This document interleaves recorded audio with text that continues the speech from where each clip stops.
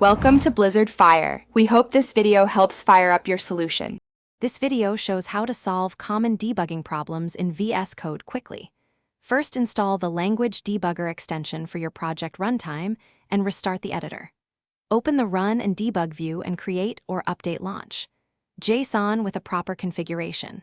Set breakpoints by clicking the gutter or using F9 so execution pauses where needed.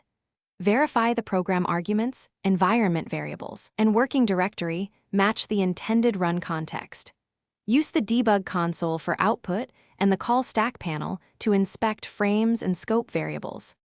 If breakpoints are not hit, ensure you launch the debug configuration rather than running the file directly.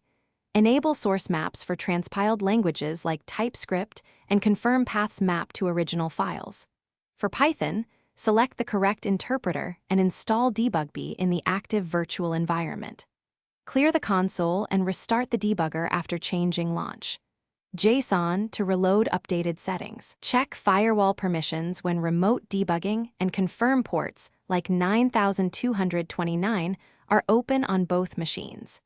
Use the call stack to jump to original code locations and inspect variable values.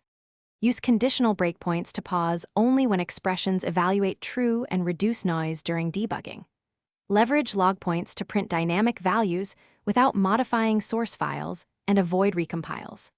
Install the debugger for Chrome or Edge extension for browser debugging and map source with source maps. Use the variables and watch panes to monitor expressions and adjust watches as program state changes. Automate repeat debugging steps with tasks and compound configurations in launch. JSON for multiprocess testing. Use integrated terminal for interactive input and ensure external consoles are configured when needed. Thanks for watching. If you found this helpful, don't forget to like and subscribe.